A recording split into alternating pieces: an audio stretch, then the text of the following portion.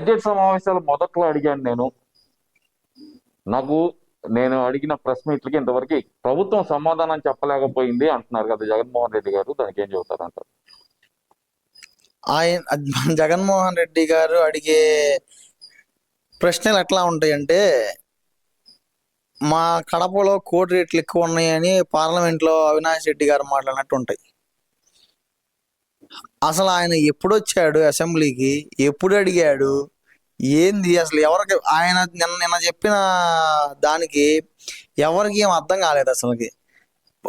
అసలు ప్రజలందరూ ఏమనుకున్నారంటే నిన్న ఈయన వాళ్ళ నాన్నతో ఆత్మలతో మాట్లాడుకున్నట్టు, వీళ్ళ దేవుళ్ళతో సాయంకాలం కలిసి డిన్నర్ చేస్తున్నట్టు, అట్లాగే ఏమన్నా కల్లో ఏమన్నా కలగని అట్లాగే ఏమన్నా క్వశ్చన్లు అడిగానని చెప్పి ఈయన అనుకున్నాడా, లేకపోతే నిజంగా లేదా ఇంట్లో ఏమన్నా అసెంబ్లీ సెట్ వేసుకొని అందరూ బొమ్మలు పెట్టుకొని ఏమన్నా అడిగాడో జనాలకు ఎవరికి అర్థం కాలేదు ఫస్ట్. రెండోది, ఏమి అడిగారో ఎవరికి తెలియకుండా జనాలు ఎట్లాగా దానికి సమాధానం చెప్తాడో ఆయనే ఆలోచించుకోవాలా.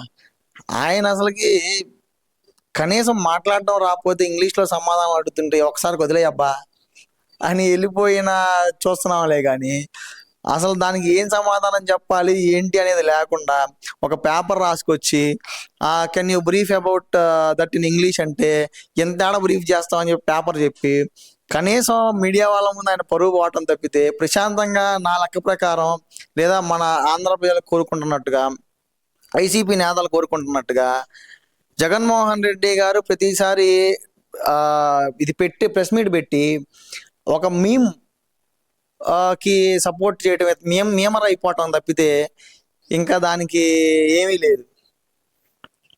అంటే జగన్మోహన్ రెడ్డి గారు అంటుంది ఏంటంటే ఆయన పదే పదే చాలా గట్టిగా చెబుతున్నాడు, నేను అసెంబ్లీకి రాను కానీ ఇక్కడే నాకు సమాధానం చెప్పాలని ఒక మాట అంటే గనక, ఇంకో పక్కన చూస్తే గనక తిరుమల లడ్డూ వ్యవసాయ వ్యవహారం కానీ, బిఆర్ నాయుడు గారి వ్యవహారం కానీ, ఇవన్నీ చంద్రబాబు నాయుడు గారికి తప్పు, పవన్ కళ్యాణ్ గారికి తప్పు, ఒకరికొకరు జాకీలు వేసుకుంటున్నారు అని మాట్లాడుతున్నారు కదా, దాన్ని ఎలా చూడాలంటారు? జాకీలు వేసుకున్నారు లేదా కింద గుంతలు తీసుకుంటున్నారో అది అసలు ప్రతిపక్ష పార్టీకి అనవసరం. ఇప్పుడు బిఆర్ నాయుడు గారికి తిరుమల తిరుపతి దేవస్థానంకి ఇచ్చారు. ఇస్తే ఆయన తిరుమల తిరుపతి దేవస్థానాన్ని ఎంత డెవలప్ చేస్తున్నారో చూడండి. సరే, ఇప్పుడు ఆ వీడియో అంతా ఏఐ ఫేక్ అని చెప్పి వచ్చింది. సరే, ఒకవేళ నిజమే అనుకుందాం, ఆయన పర్సనల్ లైఫ్ ఆయన బయట ఉంటుంది అంతే కదా. ఆయన పర్సనల్ లైఫ్ ఆయన బయటని తెచ్చి ఇక్కడ లోపలికి చేయటం ఎంతవరకు నిజం? అసలు అట్లాగా అనుకుంటే పోయినసారి వేరే మతస్థుడిని తెచ్చి తిరుమల తిరుపతి దేవస్థానానికి చైర్మన్గా ఎక్కించి ప్రసాదాలన్నీ ఎట్లాగా చేశారో భక్తులన్నీ వీడియోలు వేలల్లో ఉన్నాయి.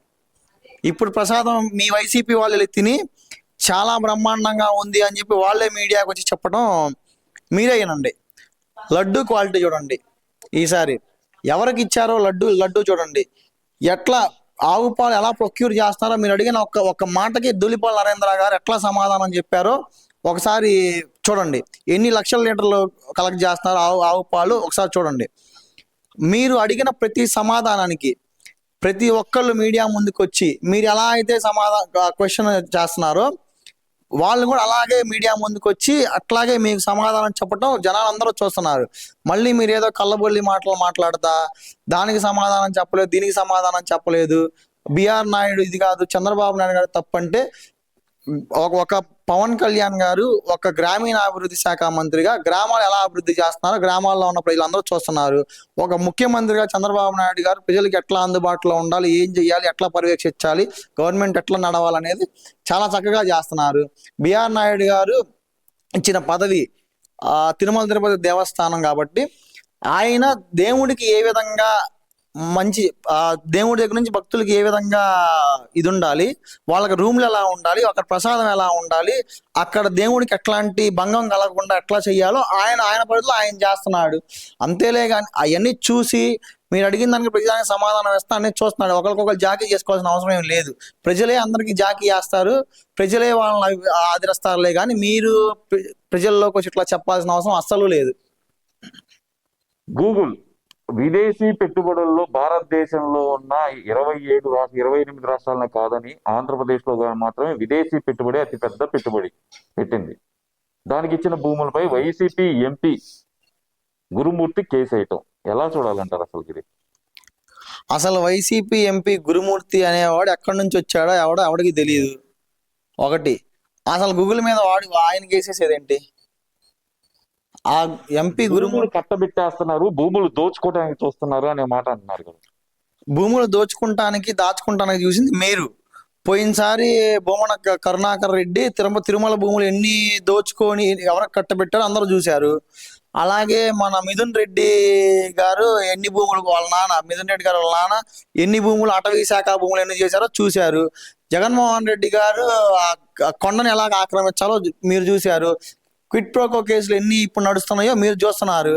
అలాగే రోజా గారు తిరుపతి వెళ్ళే దారిలో ఒక సెంటర్లో ఒక మాల్ ఎలా కట్టారో అందరూ చూశారు. తమిళనాడులో ఎట్లా కొన్నారో చూశారు. ఈ భూములన్నీ దాచుకుంటాం ఉంది మీకు. మీ వైసీపీ పార్టీ నైజం అది. తెలుగుదేశం పార్టీ వాళ్ళు కానీ గవర్నమెంట్లో ఉన్న అధికారులు ఎవరైనా సరే ఒక్క ఎంఎన్సీ కంపెనీకి భూములు ఇస్తే ఒక ఎంఎన్సీ భూముల నుంచి వీళ్ళు ఎలా ట్రాన్స్ఫర్ చేసుకోగలరో ఒకసారి చెప్పాలి. మీకులాగా డమ్మీ కంపెనీలు పెట్టేసి మీకులాగా అన్ని చేసే పని అయితే అది వేరే చాలా ఉంటుంది. అసలు భూములు దోచుకుంటున్నారు అని ఆల్రెడీ లోకేష్ గారిని డైరెక్ట్గా అడిగితే ఆయన క్లారిటీగా సమాధానం చెప్పారు. ఎకరం భూమి రూపాయికే ఇస్తాము, ఏమి చేస్తారో చెయ్యండి, లేదా మీ నుంచి ఏమన్నా మేము తప్పు చేసామంటే ఆధారాలు తీసుకొని రండి. అంతేలే కానీ గాలి మాటలు గాలి చేష్టలు చేస్తే గవర్నమెంట్ చూసి ఊరుకోదు. ఇంకోసారి ఇట్లాంటి వ్యాఖ్యలు చేసి జనాల తప్పుదోవ పట్టిస్తే మీ మీద కూడా చాలా చర్యలు తీసుకోవాలని అనుకుంటున్నాను నేను. అంటే ఇక్కడ ఏంటంటే లోకేష్ గారు చాలా క్లియర్ గా చెప్పారు కదా, మీరు కూడా కంపెనీలు తీసుకురండి, మీకు కూడా క్రెడిట్ ఇస్తాను నేను. అలాగే మీరు టాప్ 500 ఏదైతే కనుక ఉన్నాయో కంపెనీలు అవి తీసుకొస్తే కనుక మీ ద్వారా వస్తే కనుక వాటికి కూడా రూపాయికే భూమి ఇస్తానని చెప్పినా సరే ఎందుకు ఇంకా వీళ్ళు పదే ఆంధ్రప్రదేశ్ లో వస్తున్న పెట్టుబడులను అడ్డుకునే ప్రయత్నం చేస్తున్నారు అనుకోవాలంటారు? ఆంధ్రప్రదేశ్లో వస్తున్న పెట్టుబడులు అడ్డుకుంటానికి ప్రయత్నం చేయట్లేదు వాళ్ళు. అసలుకి ఫస్ట్ నుంచి వాళ్ళకి ఇష్టం లేదు. వాళ్ళకి ప్రయత్నం చేయటం వేరు, ఇష్టం లేకపోవటం వేరు. ఇష్టం లేకుండా ఆంధ్రప్రదేశ్ డెవలప్ అయితే వాళ్ళు పక్క రాష్ట్రాల్లో బెంగళూరులో హైదరాబాద్లో జగన్మోహన్ రెడ్డి గారి ప్యాలెస్లో వెళ్ళాలి. ఆ కాంప్లెక్స్లకి ఎవరు అద్దెలకి రారు, ఇక్కడికి వస్తారు. ఇక్కడ వైజాగ్లో కానీ ఎక్కడైనా ఏమీ లేవు వెళ్ళాలని చెప్పేసి అవి కట్టుకునేదాకా కంపెనీలు రానియకుండా అద్దెలకు వచ్చిన దాంట్లోకి రావాలనే ఐడియాలజీలోకి జగన్మోహన్ రెడ్డి గారు వెళ్ళిపోతున్నారేమో అని నాకు అనిపిస్తుంది. హైదరాబాద్లో వాళ్ళు పక్కన బెంగళూరులో తమిళనాడులో వాళ్ళందరూ మన రాష్ట్రాన్ని చూసి ఏడుస్తుంటే మన రాష్ట్రంలో ఉన్న ప్రతిపక్ష పార్టీ 11 మంది ఎమ్మెల్యేలు వాళ్ళ లీడరు అందరూ కలిసి ఎట్లా మన రాష్ట్రాన్ని దిగజార్చాలా అని చెప్పేసి చూడటం మనకు చాలా బాధాకరం. ఏపీలో ఉండడం మన దురదృష్టంగా భావించాలి ఇట్లాంటి ప్రతిపక్ష నాయకులు ఉంటే. ఈ వీడియో నచ్చితే లైక్ చేయండి. అలాగే మా ఛానల్ ని ఫస్ట్ టైం కనుక చూస్తున్నట్టయితే ఇప్పుడే సబ్స్క్రైబ్ చేసుకుని పక్కనే ఉన్న గంట సింబల్ ని యాక్టివేట్ చేసుకోండి. అప్పుడే మేము పెట్టే ప్రతి వీడియో మీకు నోటిఫికేషన్ గా వస్తుంది. అలాగే ఈ వీడియో పూర్తిగా చూసినందుకు ధన్యవాదాలు.